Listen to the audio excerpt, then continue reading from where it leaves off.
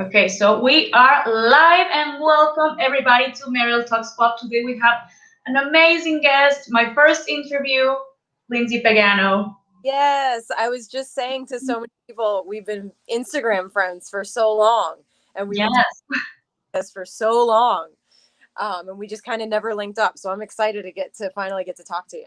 yes, finally. I've been a fan of you for years. Yes, I have it Oh right here with me. my hair looks exactly the same. Look at it. Oh, it looks curly, actually. So, Yeah. but back then it was super super straight, so they had to crimp it. Now it's like naturally curly, so I look Oh, really? over. Yeah. I thought this was your natural hair. No, it was like hours of them like crimping my whole head because back then I had hair like down to here. And Yeah. every time I sat in a hair chair, they were like, this is gonna be a project. Wow, I didn't know that. Well, that's a great thing to know. Well, I have this album. I Your music didn't make it here in Mexico City, Oh, unfortunately, but I traveled to LA a lot back in the day. And so my aunt took me to this CD store, and when I saw it, I was like, I gotta have this because I knew your song, Everything You Are, because the Maybe It's Me. Uh, it was on a show called Maybe It's Me Song, and I remember it from an AOL commercial from back in. They yes. only had like a tiny little snippet of just the all I need, but every time somebody sees my name, they usually remember either that show or that commercial. Yes. So, well, when I saw it, I said I gotta have it, and I gotta say I love it. Me too. It's one of my favorite albums from 2001. It has a lot of great songs. I just brings me back to great memories from my teenage years. You so much. It brings me back to I still have it on some of my like Spotify playlists, and every now and then it'll come up in the car and it's so like nostalgic of that time. So you play your own songs. You know what happens? I have friends that like to mess with me and we'll be at parties and stuff and they'll just put something on and see if I notice. Like, how am I not going to notice that? And and it does pop up. And sometimes they play it in stores too. So if anyone I know is in a store, they'll call me and they'll be like, your song is on from 2001. Yes. Look, it's part of my playlist too. So what can I say? Much. We just love you, and there are a lot of people that was really excited because of this interview, and they were like, "Oh my God, please ask for this and that," and we will get there. But Cool. but first of all, you started singing when you were really young. Yeah, I have very musical parents. I come from a really musical household. So my parents were in a cover band when they were about my age and a little bit younger. And so they used to have band practice at my house. And I used to think that my parents were rock stars. Like I thought that they were rehearsing for the American Music Awards. And I just kind of fell in love with music just from always being around it, I guess. And late at night, like when my parents would leave all the rehearsal equipment set up, I would like turn on the microphone and turn it on really low, and I would just practice to like Mariah Carey and like all my favorite singers. And I just, one day I just decided to let my parents know that I could sing, and then it just became a family thing from then on. There's actually a video of you in YouTube where you're singing "Vision of Love" by Mariah Carey, and you Yeah, were what, 10, 11? I think so. Here's what happened. My grandmother had just passed away from breast cancer, and the hospital that she was being treated at was holding a talent show. And the whole time she was in the hospital, she was telling me to try out for this talent show. And then when she passed, I just kind of did it as a way to honor her in a way. And I ended up winning. And that video got sent to a producer named Jude Cole in Los Angeles. I think that video, and then I had also like sang at a birthday party, and so they kind of sent him both, and that video was ultimately like what ended up getting me signed to Warner Brothers. So it was a big day for sure. And so you got to meet Jude Cole, and then you signed to Warner Records. Yes, I went out to LA from that video. I went out to LA. He flew my whole family out because I was so young, and my dad was like, "You're not going anywhere without your parents." And we recorded 3 or 4 demo songs that he kind of shopped to a bunch of different labels, and ultimately I ended up meeting with Warner Brothers, and I went into Mio Vukovic's office, who was the head of A&R at the time, and we just kind of met, and it clicked, and they saw my vision, and I felt like they really just understood who I was as a singer and where I wanted to go with my music, and so I signed with Warner Brothers when I was 13. That you were so young. I was so young. And how did you feel back then? I think that I got really lucky in a sense where I had a really strong relationship with my parents. And so they kept me really grounded time. Like the whole time, I really understood what a big deal it was and how rare that was to happen to somebody my age. And so I think that's what really kept me like level headed through the whole thing. And they always told me that like if at any point I didn't want to do it anymore, it was okay to go home to Philadelphia. And so I had that comfort of knowing that like as long as I enjoyed it, they were going to do everything that they could to make that happen for me. That's great. Well, to have the support of your parents, it's always like the best thing, especially when you're that young.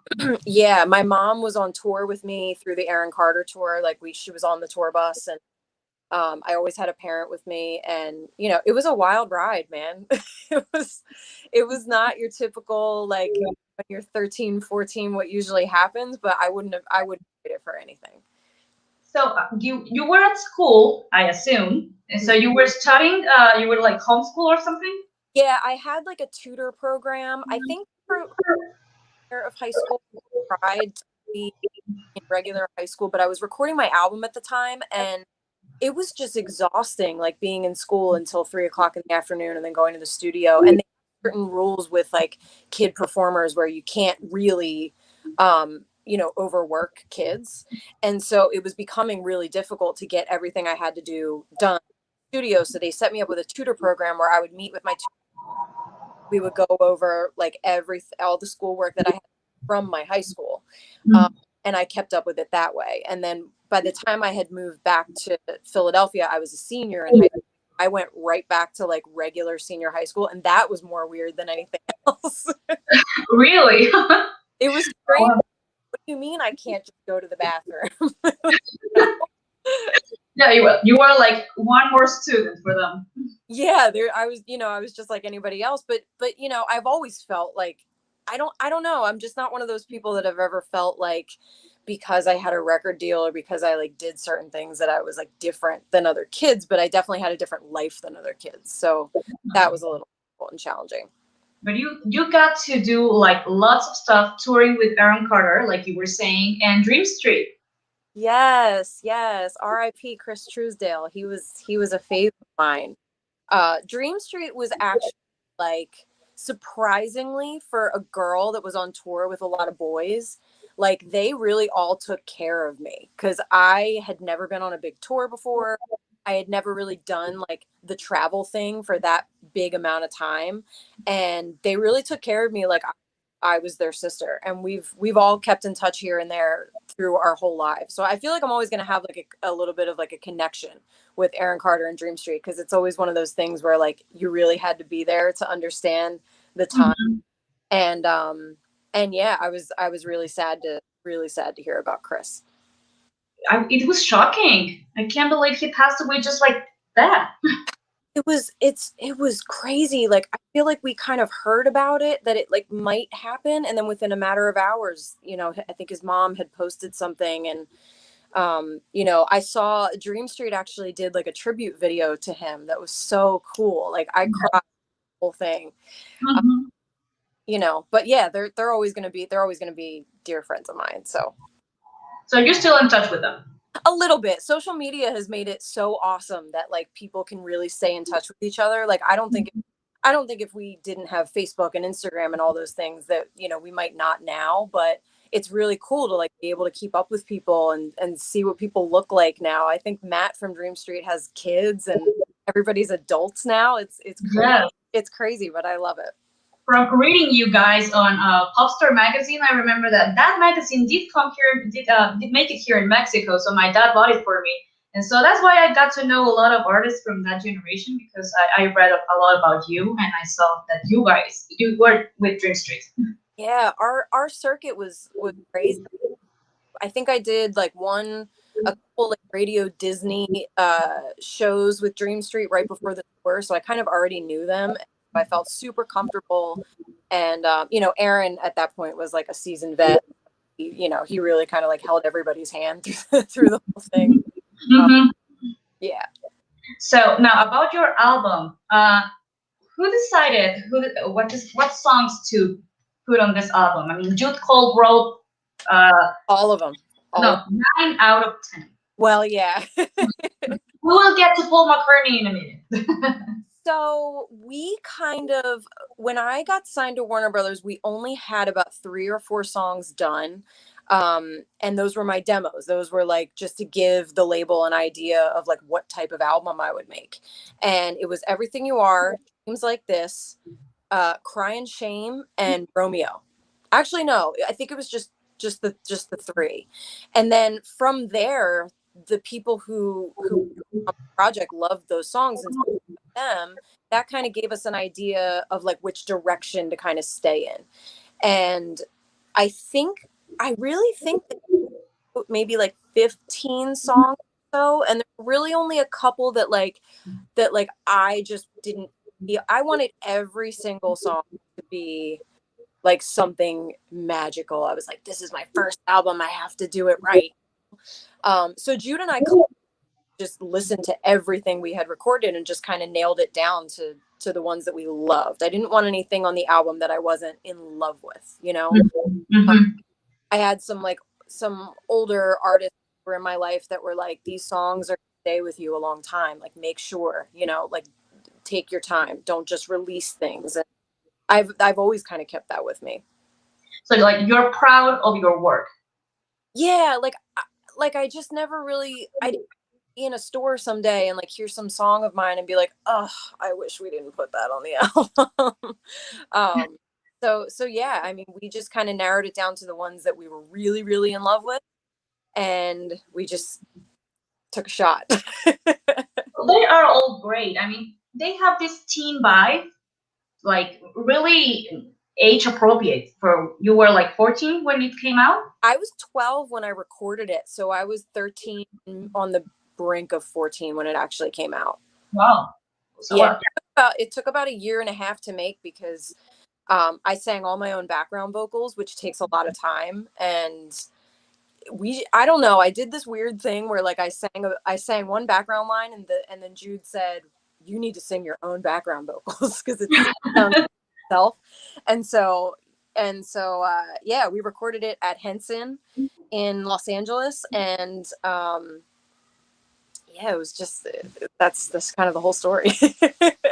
And who decided to release Everything You Are as the first single? You got to decide something about some of that, or the I really, record?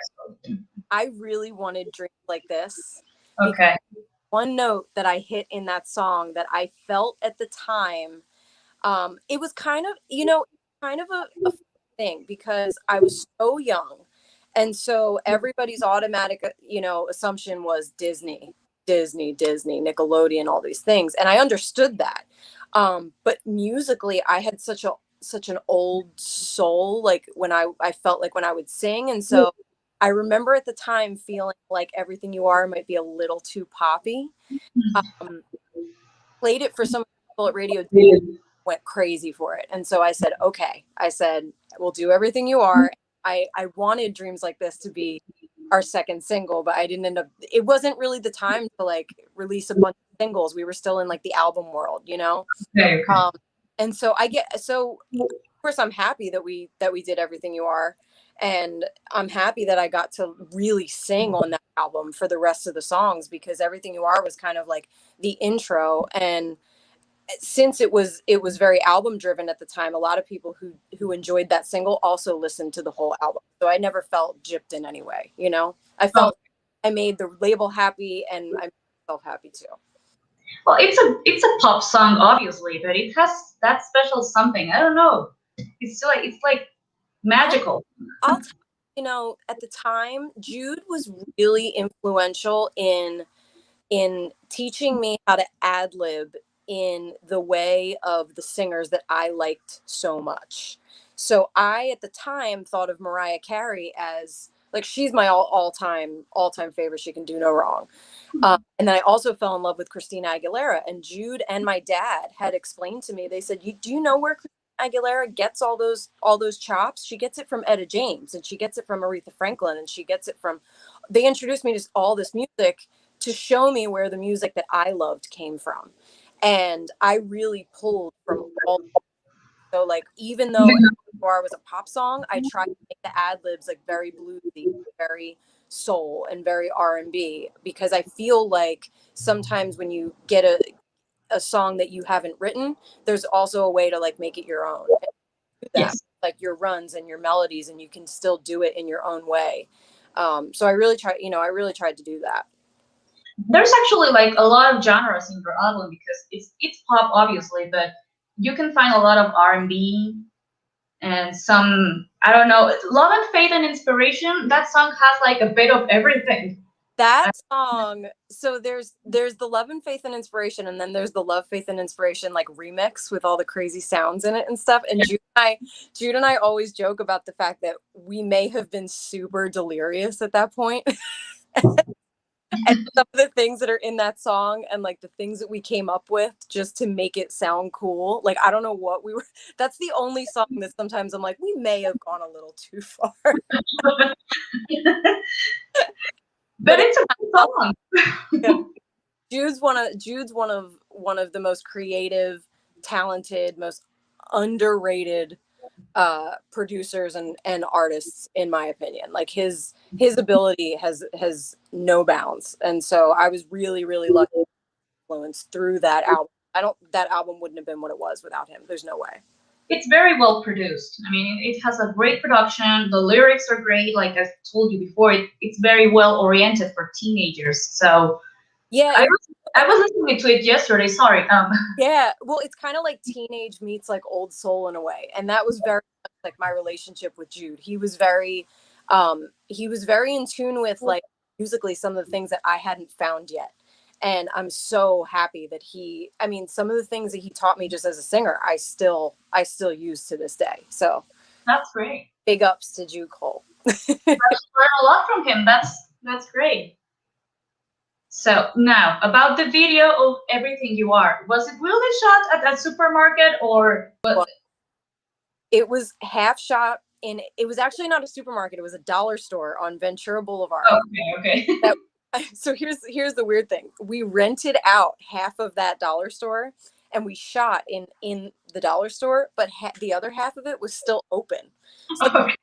so as we were shooting and like doing these things, there were real registers going off in the background, and people were really shopping, and they were just walking by the aisles like, what are they doing in there? It was crazy. It was a crazy day.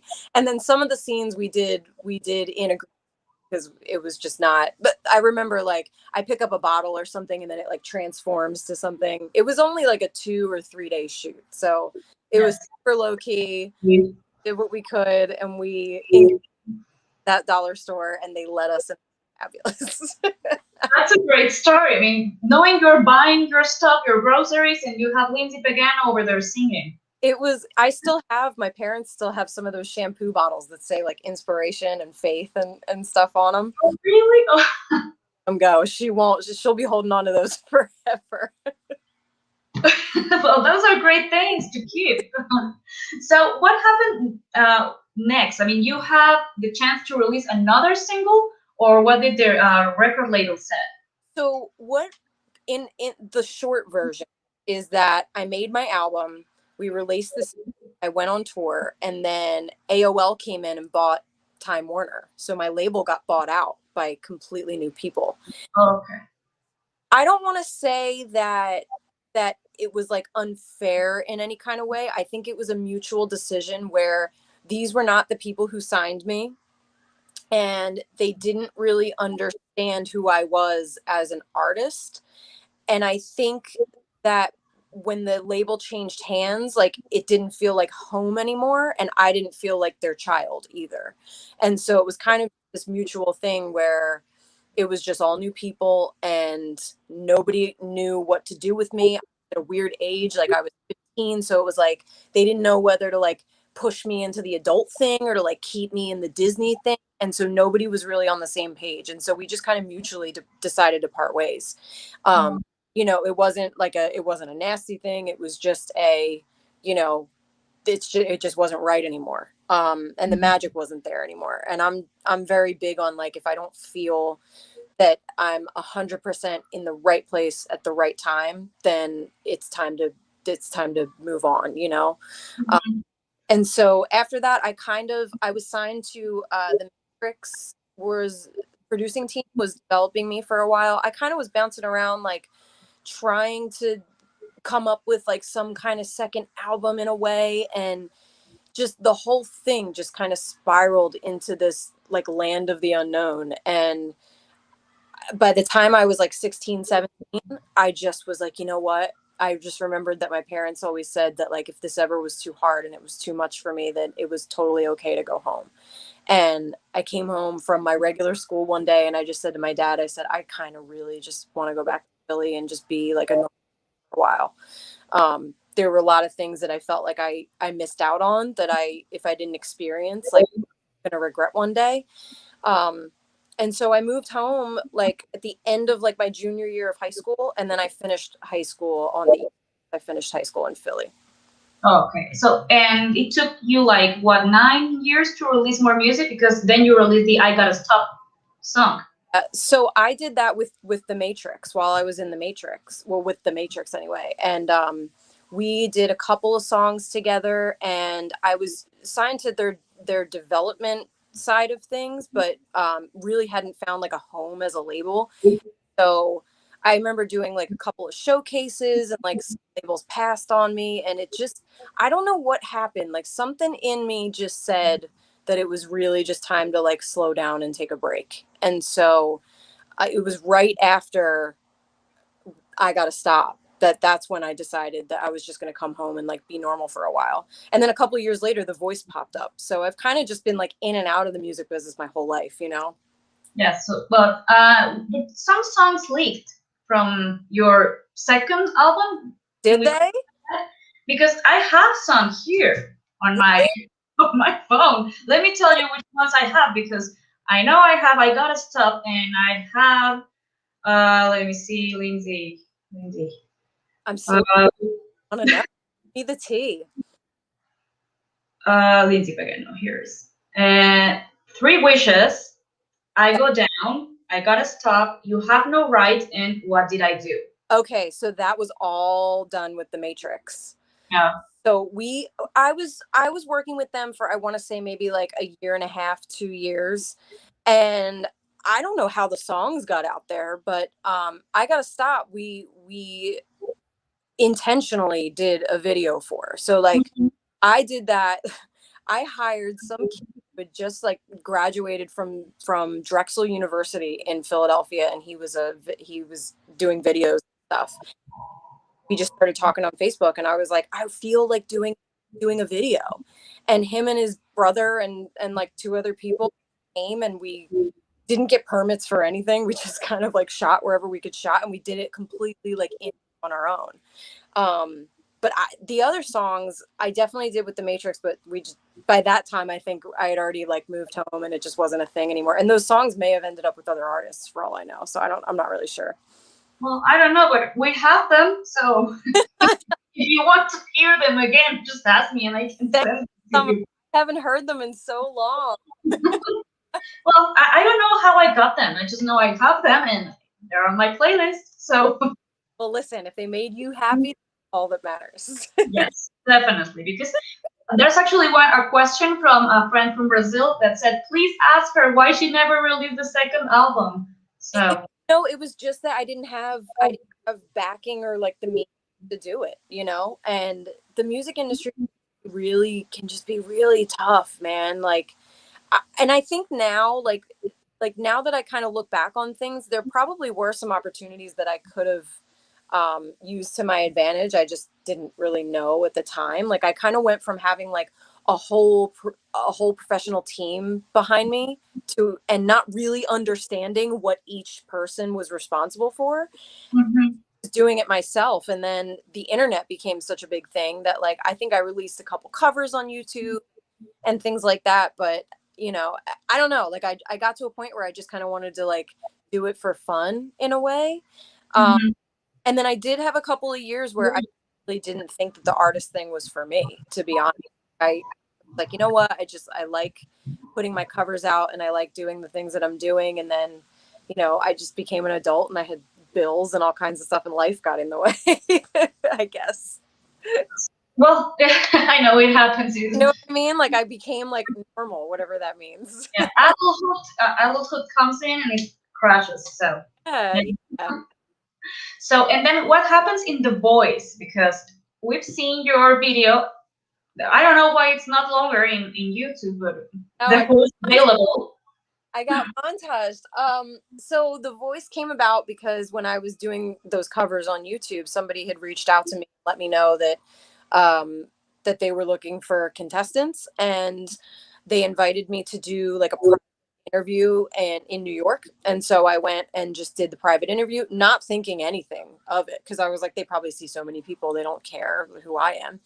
And I got a call back for it, and it was for season 5.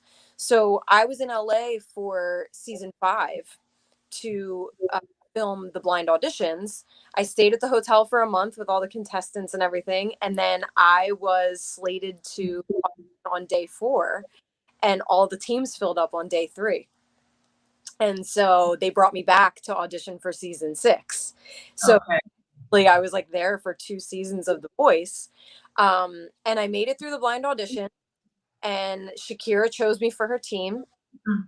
And, you know, that would kind of really be a question for them, like why they didn't air the whole thing. There was a couple people. I guess it's just, you know, I think that The Voice is more of a TV show than it is like a singing show in a way.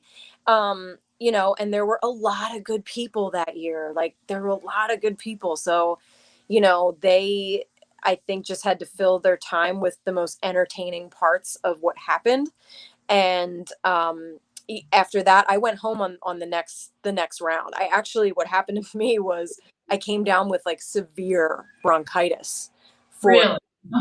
yeah, I went up. I hate when they say like went up against, but I went up against this amazing singer named Dendel, and we were such good friends, so it was so weird for us to like have to battle each other.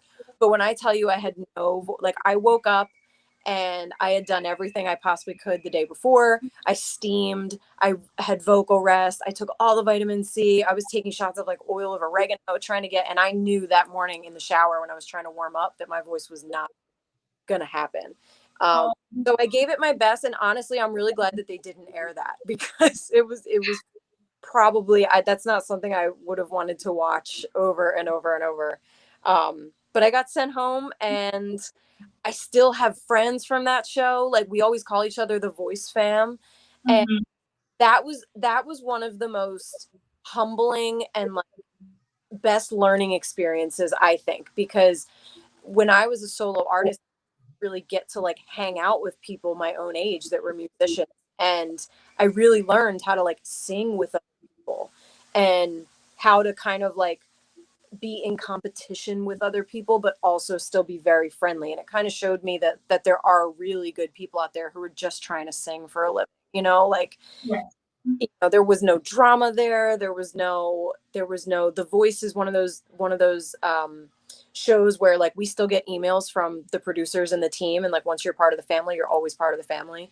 um, Oh, yeah, so even though they only aired 15 seconds of my audition, it's something that I'm going to take with me and hold with me forever. So there's no hard feelings. well, your song, the Lady Marmalade version that you did, is available on Spotify. It is. It is.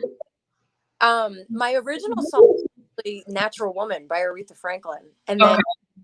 I think what happened was singing an Aretha Franklin song, and so maybe they just didn't want two of the very similar things. And she is a beast. Like I watch her videos now and I have chills just thinking about it. Like there's no way. I was like, take the Aretha, girl. I was like, it's all you. But Lady Marmalade was a cool thing too, because like the Christina Aguilera Pink version was one of my favorite songs when it first came out. So I was really happy to be able to sing that too. Oh, that's right. So you chose that song because sometimes they say that they give you songs to sing and you Yeah, don't get to choose the ones you want. yeah. I mean, they kind of. It's not really that they give you the. It's just that um, they kind of give you options. I think it might be a licensing, like they can't use certain songs without permission. It might be something like that. Mhm.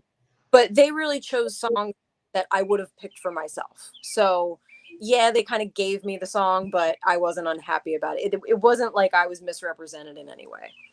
And how about Shakira? Oh my gosh, she's so pretty. She's so pretty. She was talking to me for my audition. And I said no. I was just looking at her. I was like, "Oh, hi, are you talking to me?" She's so pretty. She's so nice. She's smaller than you'd think she'd be. Like she's like a little bit smaller than me, and I'm only 5'3". But my part of what they didn't show was when we were coaching for the battle. Miranda Lambert was our like her secondary coach, Oh, and really? Hmm. yeah, and it's weird because I mean I'll say like Shakira and Miranda Lambert aren't really like I wouldn't say that they're like idols of mine in any way. Um, as far as like their style of music, like I'm not really familiar with country music or Shakira's stuff, but you know, the things that you learn from people who have been singing for a really long time, like just little tricks, like like Miranda Lambert told me our battle to take a tiny little mini breath in one spot because I wasn't getting up to that note and I was falling a little bit. I think I was actually going over it. Like I was falling a little sharp and she showed me places to breathe that made it so much easier for me as a singer. And Shakira told me a lot. She told me that when I sang, I kept my eyes closed the whole time. She was like, "Do you ever open your eyes when you sing?" And so now I'm really conscious of it. I'm really like she made me aware of something. You don't know these things when you're yourself. You could the only thing you pick up on are things that when you're on the other side. And so, you know, everything that I learned there, vocally, even the vocal coaches, like I never had a vocal coach before. And all those things. It was a true learning experience. It definitely was. I bet. I mean, Shakira is huge here because she's Latina and well, you know. Oh yeah, I'm telling she's is like drop dead gorgeous. Like drop dead gorgeous. I couldn't she was in person. I know she's small, Yeah, but I didn't know that she was like that pretty. she had just had her baby when we were there, so her baby was like in a little carriage while she was Oh, trying to work. She was totally doing like the mom work thing, and she had it. oh, She had it down. how nice! So you had a nice experience in The Voice. I really did. I'm gonna cherish those people forever.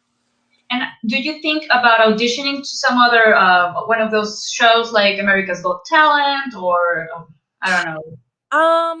I don't. You know, I don't know. At the point where I'm at now, I since I moved, kind of got involved in like wedding band cover scene a little bit. We're not because of the pandemic, we're not fully doing our cover band show now, but I just found that I'm at now. I'm just not sure that I'm ready to go down that road yet. You know, like I love performing and I love singing. Um, but I still feel like I'm kind of like finding myself musically. Like I'm not even sure like if I wanted to release new music, I don't even know what I'd want it to sound like. It's kind of a process for me. Like I have to sit in a room for a couple days and listen to a lot of music and like figure out what direction I want to go in. Um, but I'll admit I've been getting the itch a little bit. I've been getting the itch a little bit just because I don't know any other way. Like I, I don't know who I am if I'm not like making music and being a singer. So we'll see. If I promise you, if I'm about to release new music, first to know. I promise. Great, that's great. So you would you like to stay in the pop area or more like rock? Or... No, I think I would do like. Do you remember like when Joss Stone first came out?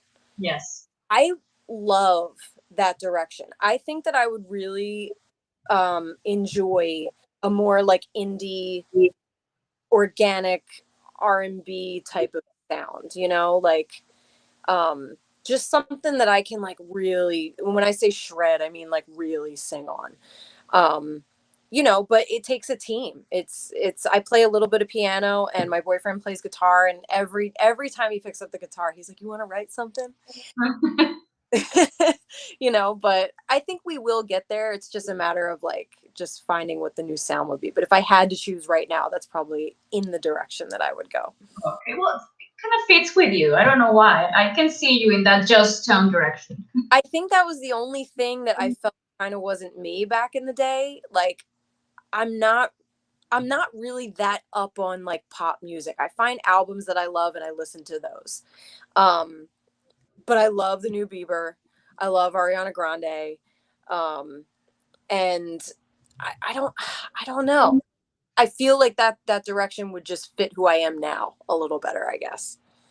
Because, well, when you released Everything You Are, you were a teen, so it was more appropriate to you to release some Yeah. more pop, bubblegum pop Yeah. related.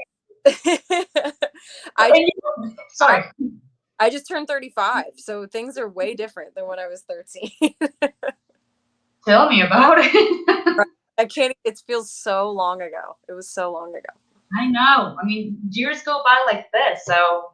They really do. And people say that when you're younger. They're like, you're going to wake up one day, you're going to be 40, and you never think so. And I just woke up 2 days ago and I'm 35. So I was playing your album yesterday to my 7-month-old girl, so. oh, Yeah. congratulations. Thank you. Oh, how cute. You got to start them young. I'm telling you. That's what my parents used to do with me. They said that when I was like in a crib, they used to play music, and I would pick up things, and they could tell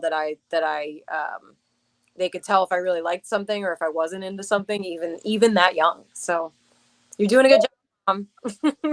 Yes, but I was playing your music and she was happy because she was eating while she was listening to me. Oh, so yeah, I was like, okay, she I'm likes it. So when you were on tour, one of the questions is, did you sing live or was it like playback or? Yeah, so I had two background dancers slash singers with me, and they were lip syncing to my background vocals, but I always sang live. There was Oh, there was one time on the tour that I got so sick, like I was vomiting right before the show, and I thought that I wasn't going to be able to sing. I forget what song we used to end with, but it was something that was super super high, and I said to the sound tech, we actually got the tracks so that if in the event that I needed to lip sync, I could give him like a signal and he would turn it on. But there's something about like the adrenaline of being in front of a lot of people that even when you don't feel very well, you have this like pressure that like somebody might be recording you, or that that everybody's staring at you, or that they're gonna like pick up on something. And so I in the moment just felt like I would rather not sound my best than get caught lip syncing. So yeah, I sang live through the whole thing. And they gave me like, we did a little bit of like choreography here and there, but I took some of it out because I'm not Beyonce. I don't dance and sing very well. And so, yeah, but other than that, yeah, we sang the whole thing. oh, that's great because now I've seen a lot of videos from other artists from that generation, and they were lip syncing. So I was like, why? You know what? I'll bet you it's because it's really hard to dance and sing. I can barely like just jog and sing. It might be that, you know, because you remember back in the day, it was like it was all about, you know, the Britney and the NSYNC and the choreography and the flashy lights and all the stuff going on. So, you know, it might have just been that that's a really tough thing to do. Well, I'm not a singer, so I don't know about that. But yeah, I bet it's hard. Yeah. So, which songs did you perform the most besides Everything You Are? I performed on the Aaron Carter tour. I know we did Cry and Shame. We did Romeo, Dreams Like This, and Number One with a Bullet. Okay. So those are probably the ones that I performed the most. Even when I would go and do, like, there was a time where I was sponsored by Reebok, and so we did Reebok like mall concert type things. And it's hard, you know, with the time thing. Like we had a show already from the Aaron Carter tour. I had two dancers who lived in New York, and I lived in LA, and I think it was just easier for everybody because we just all knew the show. So there were some songs, like the rest of the songs from the album, I don't think I ever performed. Oh, I see. Yeah. And now my big question, this one's from my dad, because he's a huge Paul McCartney fan. Yes, who isn't? Who isn't? Right, I know. So tell us about that experience. I mean, what was it like to meet him, to record with him? It's a really weird but funny story. So when we were in Henson, I was maybe like I'm telling you, we were like just about to be done with the record, and there was talk that like he might be coming to record in the studio. And the way that Henson is, it's a bunch of studios. So there's like Studio A, which is like where all the big time people like Paul McCartney go, and then there's like Studio B, which is like, you know, the medium level, and then I was in Studio C. And so we had heard that he was in the building, and please don't let your dad crucify me for this, but I say that I didn't know who he was. But I am going to say that the Beatles were not like what my parents weren't like crazy about the Beatles. So like I knew their songs, but I wasn't like crazy familiar with their stuff. Okay. My sister and I took a lunch break, and we were just walking down to the lounge where everybody used to eat, and we literally like bumped into him. Like he just walked around the corner, and we were like this, and he was like, well, in his British, he said, well, excuse me. And he asked us who we were, and I said, oh, I said I'm recording an album in Studio C. And he couldn't believe that somebody my age was in Henson doing that. And he said, you're going to be in Studio C? And I said, yeah. And I went back in, a couple hours went by, and I was in the booth recording my vocals, and I saw him walk in behind everybody who they were facing this way. And I saw him walk in. And I said on the microphone, I said, oh, that's that dude, Paul. We met him in the hallway. He wants to be working on. And everybody turned around, and like everybody's faces turned green. It was the craziest thing. Like I think my dad was about to throw up. And we honestly became like studio buddies. He was there for the whole month, and I was going to be there for the whole month. So I guess we were just, my sister and I were just two people that I think he got a sense from us that we treated him like a very normal person. Whereas like a lot of people were making a huge deal out of him, and we used to make fun of him because he used to wear PJ pants in the studio all the time, own jeans. Like, what is going on? And I went away for a week to record. I went away for a week to do a press junk in New York. And when I got back, he had left the studio. Studio time was over.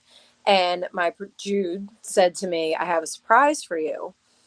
And what had happened was, before I had left, Paul said to me, there's a song on the B side of one of my earlier albums called So Bad. I want you to listen to it. If you covered it, it would be awesome for your album. So I laid down just a demo vocal of it just to get a reference. And by the time I got back from New York, he had gone in the studio and put his own vocals on there and turned it into a duet without me knowing. Whoa. Yeah. So Jude always tells this story where Paul's in the booth and he's asking him like, is that vocal okay? And Jude's like, is that vocal okay? You know? Wow. And I have to say, in my whole career, I have met a lot of celebrities. I've met a lot of people who think that they're very important. And Paul McCartney is one of the most famous people on the planet, and he would not know the difference. He is the most humble, kind, like just loving. Like I can't say enough about him. I really can't. Like he showed me, and I remember the one thing that I took from him was that I said to my dad and my mom after I spent time with him, I said, no matter where this takes me, if I become a huge superstar, you know, even if I don't, I'm always going to treat people the way that he treats everyone around him, because he really showed me that there's no amount of fame that would ever justify you treating people like you're better than them.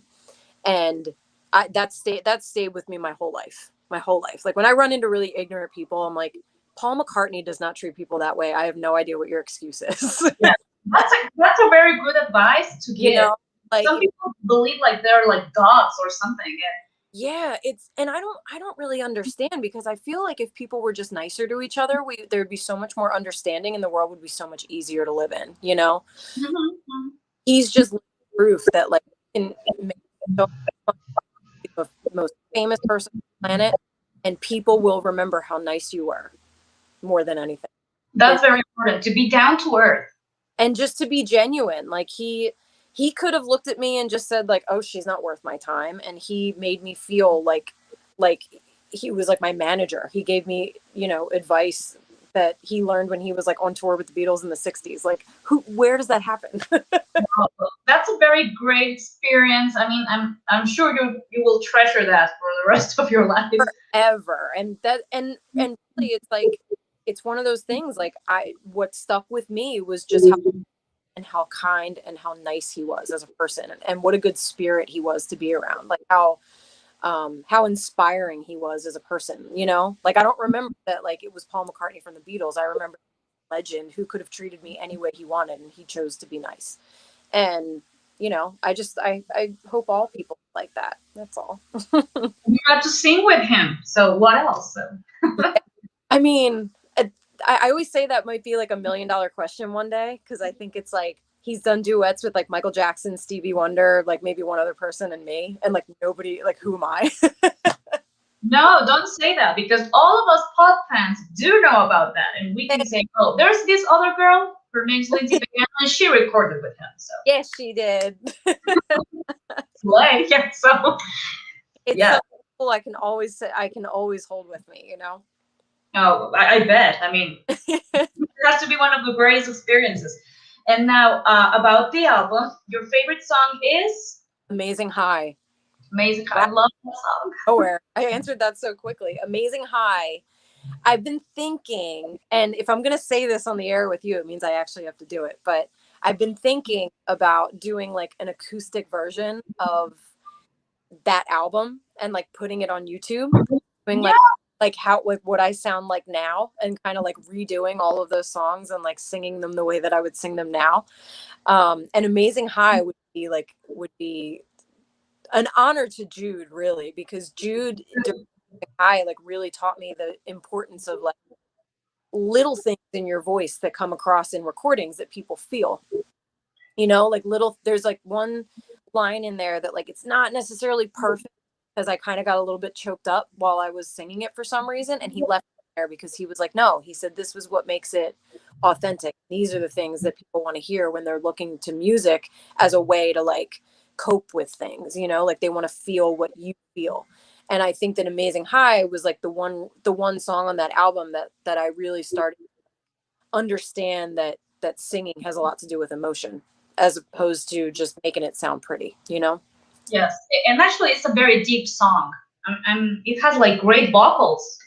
It, you know, it's not, it wasn't even vocally challenging. It was just that if the essence of what I was feeling didn't come across, then it didn't work.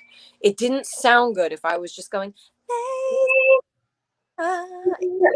be like almost on the verge of like crying, you know? Mm-hmm. I didn't understand. I really didn't understand it at the time. A couple of years later, I listened to it. Sometimes I listen back and I'm like, wow, I really gave that everything. You did, because I mean, people listens to it and they can't believe it's a 13-year-old girl singing that song. And isn't it weird that like my favorite song in the album would be a ballad? Like I feel like that doesn't happen a whole lot, but yeah, I connect with that song the most, I think, because at the time I didn't really understand like the message, because I was 13, and it's really about like being young and kind of like having like feelings for somebody for the first time, and like not really understanding what to do with that. And when you're that young, I mean that's really powerful, you know, like for a 13-year-old to listen to another 13-year-old going through that, I think is really important. It makes everybody just feel really human, you know?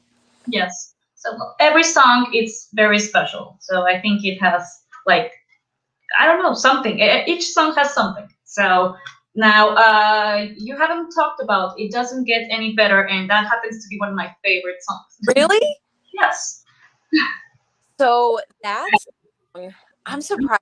It's so weird that you brought that up, because I was just talking to somebody about how I got a friend request from somebody who used to be really nasty to me when I was in middle school. And I kind of went through a time where um, kids in my school were out, and kids can be really, you know, so Jude wrote that song for that year that I was going through some bad bullying and people who were, telling me that I was never going to be anything and yada, yada, yada. So like the first lines of the song is, an angel must have looked down on me and said, this girl has had enough.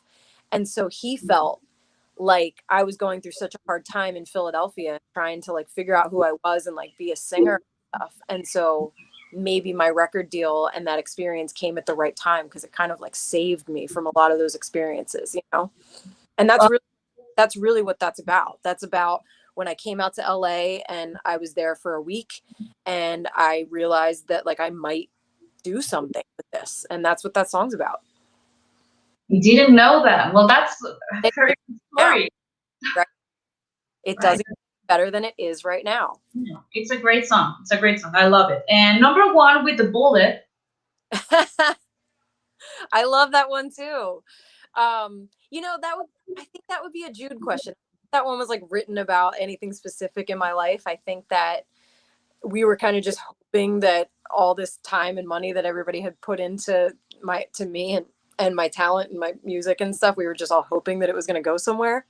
But I think it's also about like always like finding that person, that you always would choose first in a way, or that you would always choose first.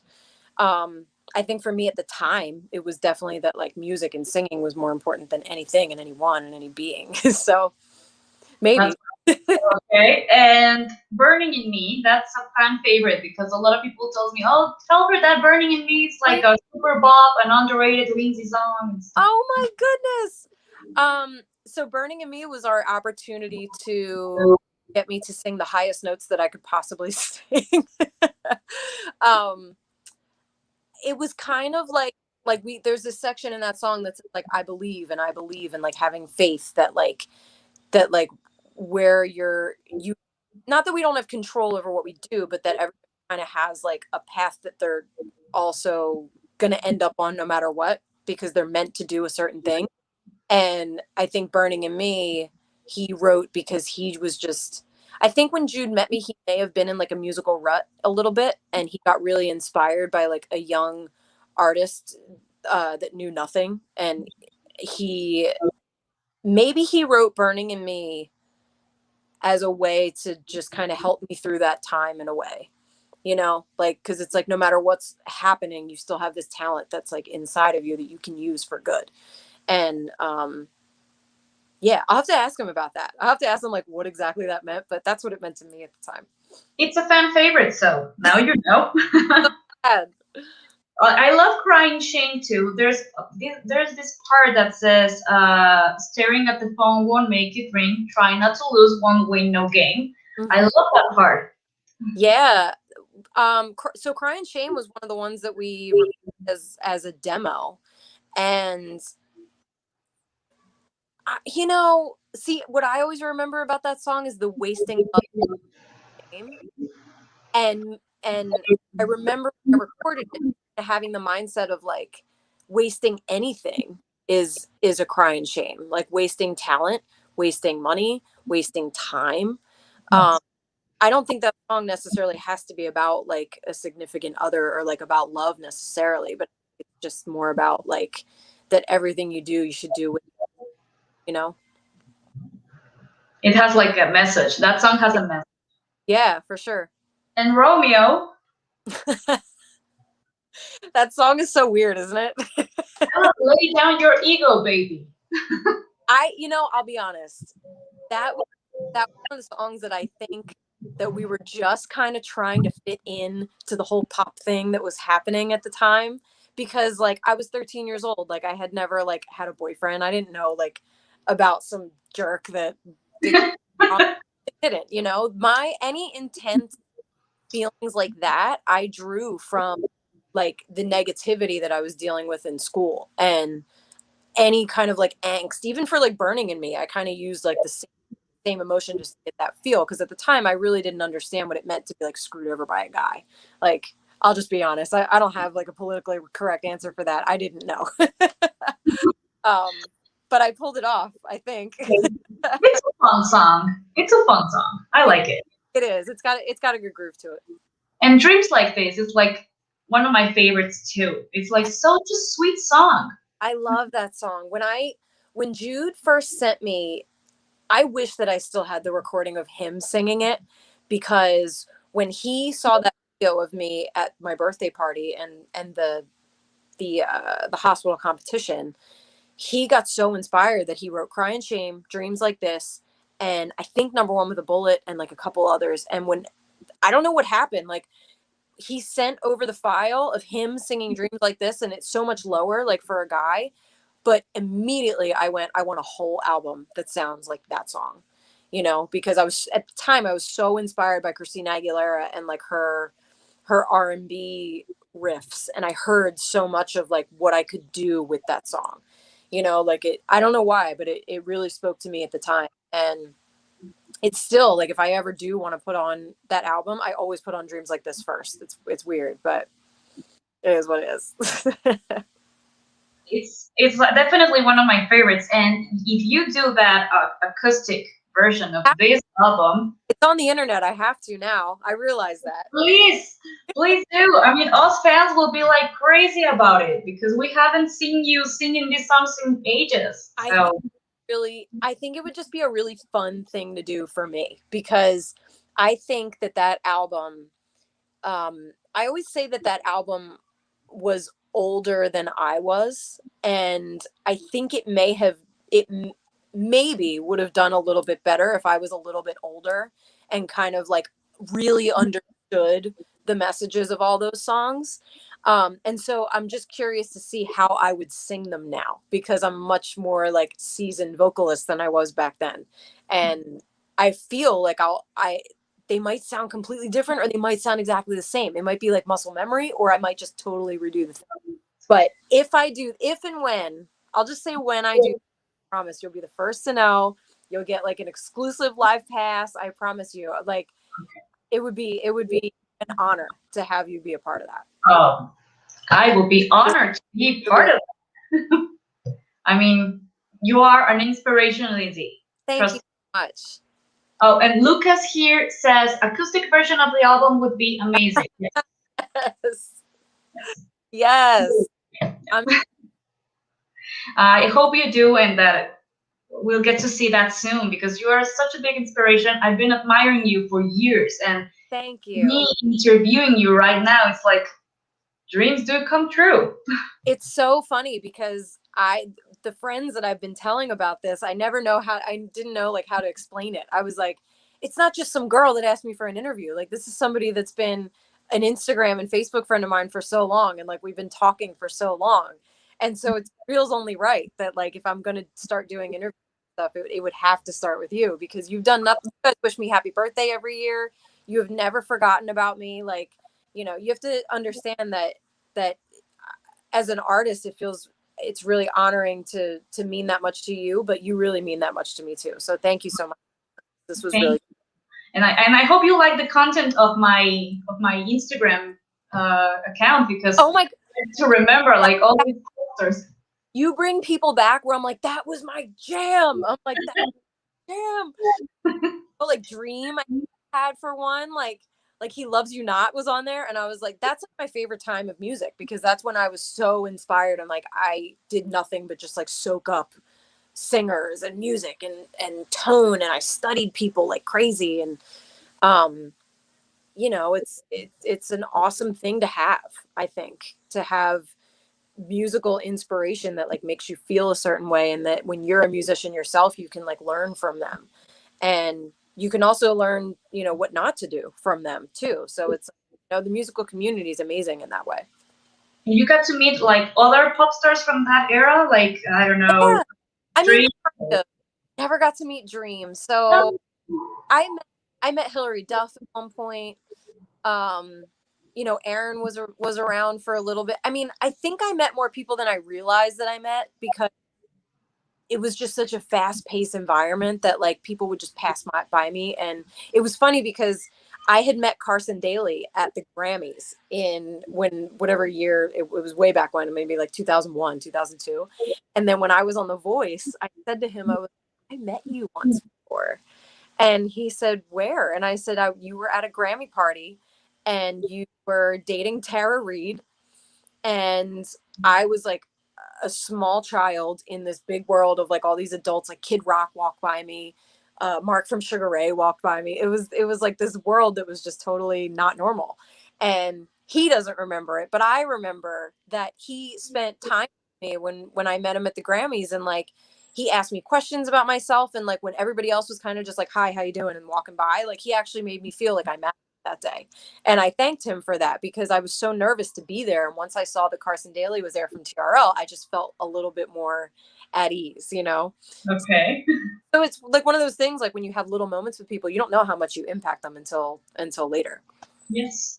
And Yeah. you are actually considered one of the teen queens, teen pop queens from 2001, Am I? along. I don't know if you remember the following singers, but you are considered one of them with Brooke Allison, Uh-huh. Tonya Mitchell, Okay. Casey Battaglia. I remember her. Yes. And the other one is Amanda. Amanda. I don't remember. Everybody does it. That's what you keep saying. Oh, that's Amanda? Yes. See, that's what happens to me all the time. I remember my song, they just have to hang it. So she probably goes through the same thing that I do. Well, you guys are like the five queens of 2001. That's crazy. That is crazy. Well, I'm amongst good company. Yes, those albums are great. I have them all too, and I play them a lot. I wish that my daughter grows with that music too, because nowadays music is not that good. I believe now it's all like sex related, and I don't want her to grow up listening to Yeah. Yeah. that. You know, there was like, I think it's a little different from when I was that young, because when I was that young, it really wasn't cool to be like talking about that stuff when you were 13. But something has changed where I think younger kids now are a little bit more sexualized than they used to be. Or maybe just that they're open about talking about it now. I don't know. I mean, back when I was that age, it was really taboo. They had to be really careful the clothes that they put me in and certain interviews and shows that I would do, because it might lump me in with something that they didn't want me to be associated with. You know, it might be a little bit of both. Yes, well, times change, I know, but I believe that music from that time is more innocent and more pure, Oh and yeah. I Oh hope that she finds related to it because it's more like innocent. Like I told you, I don't want her to be so exposed to sex and drugs and stuff like, because now they sing about it like crazy. yeah. It's, you know, if I had kids, I think I'd feel the same way. Yes, it's Oh, someone here says Lindsay is an icon. I mean, she was on What's New Scooby Doo as a cartoon. I, How cool is that? Oh, yeah, I was actually meaning to ask you about that because there are two songs from there that we've been looking for, but we can't find them. Do you happen to have them like oh, full? so the Scooby Doo thing. What happened after so we talked about like when AOL bought Time Warner and like new people came in. Um, I think there was a period where they wanted me to experiment with acting a little bit, because that was like the year that like Hilary Duff had just come out, Lindsay Lohan, and like every artist kind of was like a triple threat in a way. And I wasn't really crazy about the whole acting thing, but when the Scooby Doo thing came about, I said, "There's no way I'm going to turn this down." So they made a cartoon of, and they sent me the cartoon. I like approved what I was wearing and all these things, and they said the Scooby Doo gang is going to solve a mystery with the help of pop teen sensation Lindsay Pagano. And I said, how on earth am I going to say no to this? There were not like, they weren't like full songs. So I went in and I did the voiceovers, and they just asked me, they sent me like the lyric sheets for just like the verse and the chorus of each thing. Okay. Heard on the show is the only thing that we recorded. There weren't like full songs or like full versions of them. It was just, we just recorded the little snippets for the show. Um, Yeah. So, I mean, maybe I'll do an extended version of Life's a Bowl of Cherries on the acoustic version. and the other one is Living in Denial. Living in Denial. Yes. And I think they like drew the cartoons so that they actually had like bowls of fruits on their head. It was nuts. It is nuts. And they still run that episode. I get calls from people on Sunday mornings a lot. They're like, did you know that there's an actress on Scooby-Doo called Lindsay Pagano, and she's like a singer and she has brown hair and she looks just like you? Really? Yeah, I'm like, I don't know, man. Well, that's funny. I didn't know that they still air that show. They do. It's Yeah. still like in or whatever network is now. It used to be Cartoon Network. Now it's something else. But Yeah. Well, I yeah, haven't watched that. So okay, so David says, can you tell us about some of your favorite TV appearances as an artist? Also, weren't you on Slime Time Live once? I What was.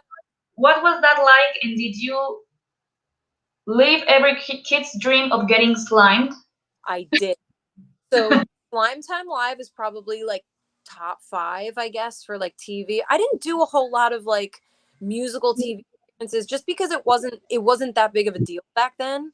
I was on Soul Train, which was awesome. I used to watch Soul Train when I was a kid. Like I followed all the soul and like R&B singers and stuff. So Soul Train was really cool for me.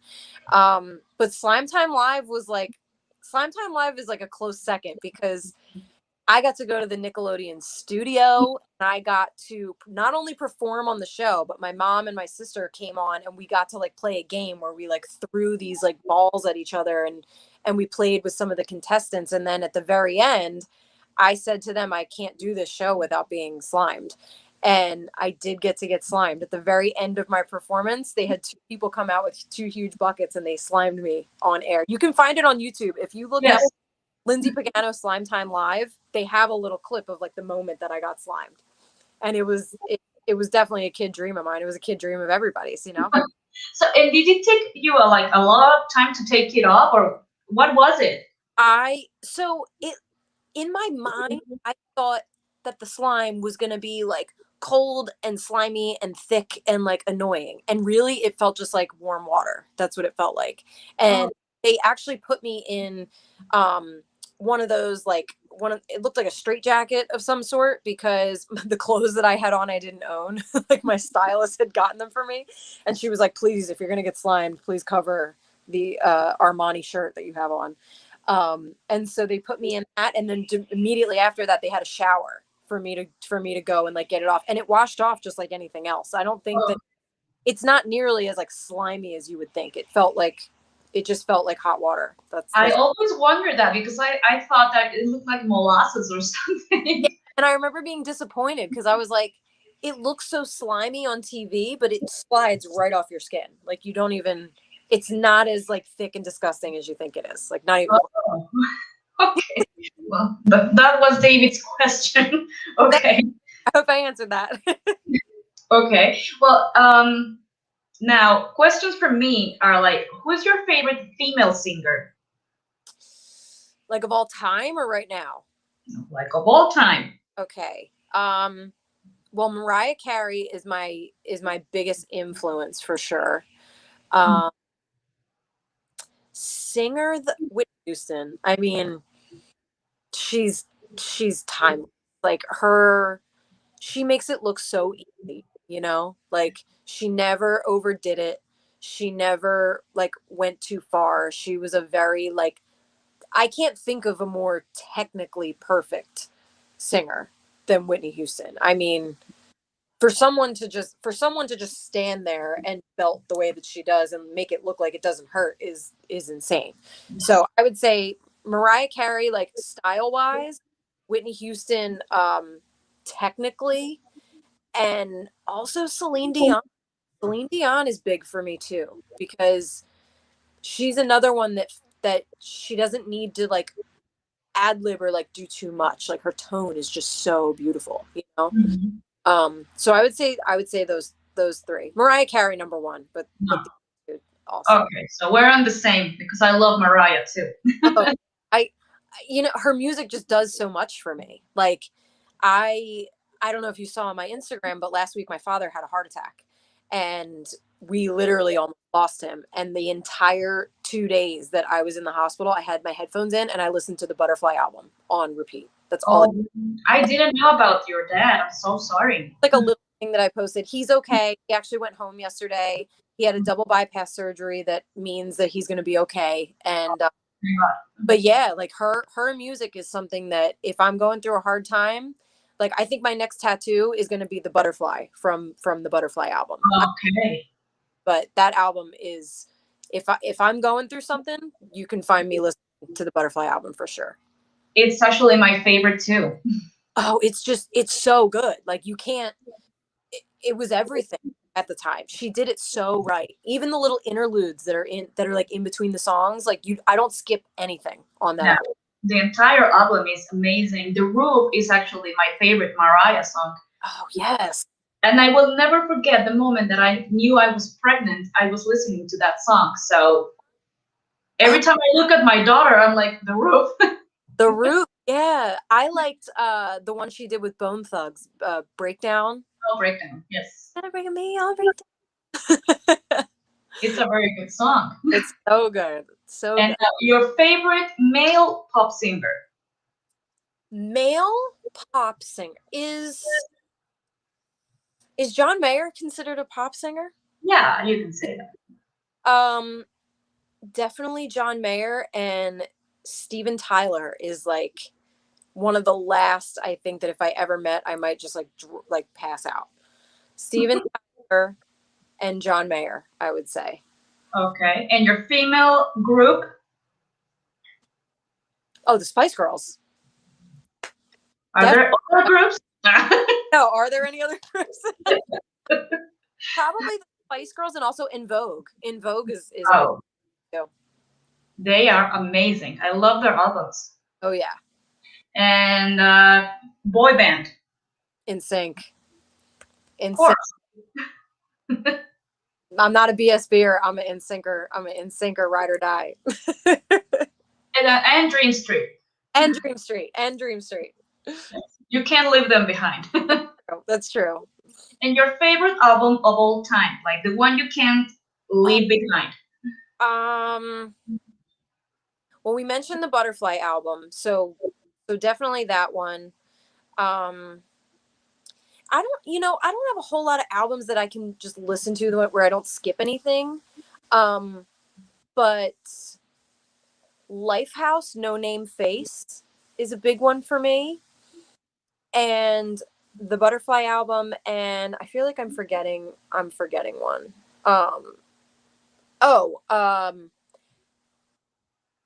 Aerosmith Pump was really big. Okay. Yeah, Aerosmith was a really big thing for me. So probably those three. It's hard for me to pick just one, but those are those are probably the three that like I can just put on and I don't skip anything. That's how I know I really like an album. Yes, because you don't skip. Yeah, I know. Yeah. Okay, so here says 50-50 Hope says, "Oh God, Lindsay, everything you are is such a gem. And I discovered that song thanks to you, Mariel." Oh, thank you. Thank you so much. Oh no, that's it. So sorry. Yes, that song it's an anthem. Come on, it's a 2001 anthem, and I would love for you to sing for us like a bit of everything you are. Sure. Is it ever? Do you want like your favorite song from the album, or Everything You Are?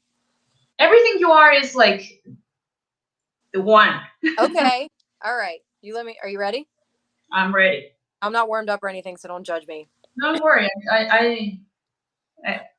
Love can be complicated, too often mistranslated. One word for all dynamics leads to problematic emotions and affections, feelings in all directions. Sometimes a simple action creates satisfaction, and as long as you are mine, I will take the time to let you know what I feel, 'cause all I need is everything you are. Come me, and if you fall, I'll be hidden in the shadow of my heart. God! You It's sound been just 84 years. you sounded just the same. Same girl, man. Same girl. Oh my God, it sounded amazing. Thank you so much. There you have it, guys. There's Lindsay with everything you are. Yay. Oh my God, I actually feel like crying because I grew up listening to that song. You do when we do the acoustic version of this album, you got to promise me that you'll be on a live feed somewhere, and all your followers have to watch.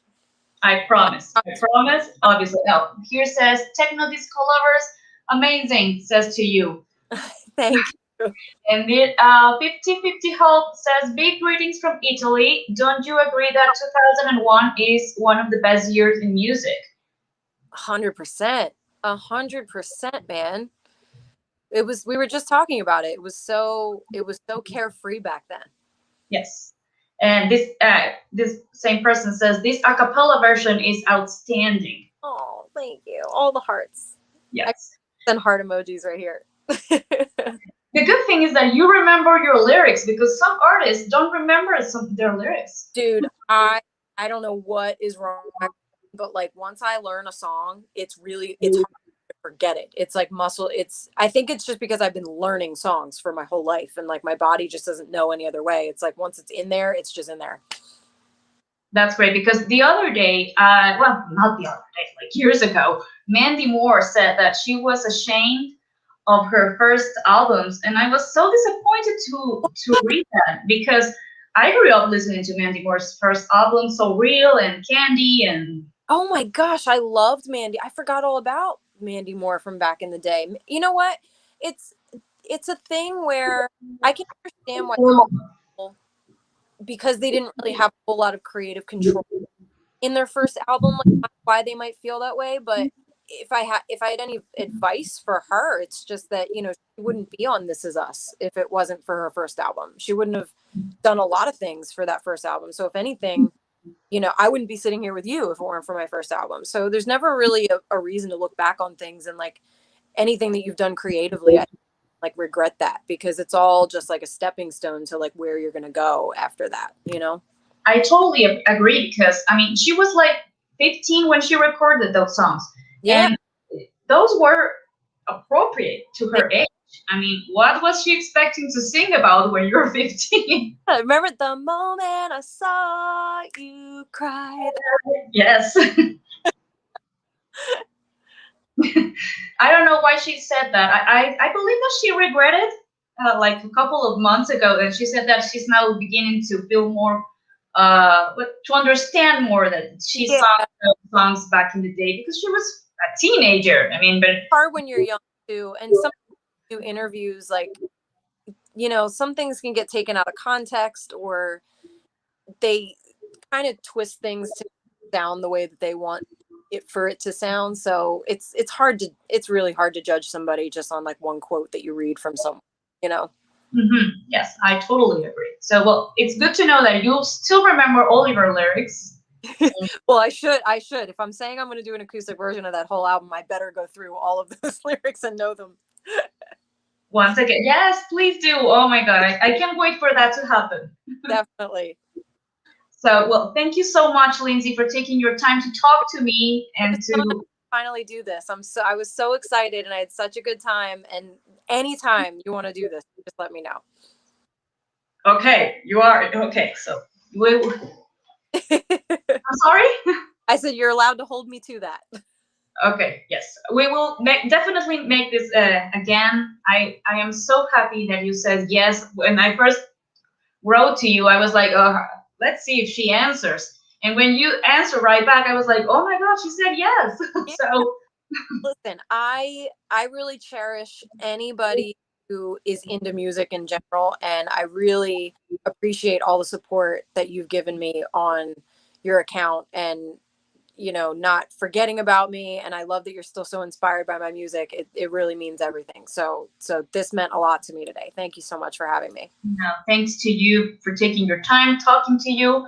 And finally says, thank you, Lindsay. It's been a pleasure listening to you both. Oh, thank you. 50/50 Hope. Greetings to Italy. Yes. Wow. We reached Italy. Yes, Italy, and from Mexico City Yeah, and New Jersey. Jersey. Yep. Oh, and Lucas is from Brazil. He's here too. So Oh, the power of the internet. the power of the internet. Yes, that's Cool. right. Yep. So thank you once again, Lindsay. Yep. Thank you as well. I'll see you again soon. Okay. Okay, and don't forget to stay tuned uh, with our content and to subscribe to our channel and well Absolutely. Absolutely. recommend to your I'll be, friends. I'll be sharing out there. Okay. Well, All right. I'm from Scotland. Says techno disco lovers. Yes. Yes. Yes. Okay. Take care, Lindsay. Great talking to you. Bye, guys. Bye.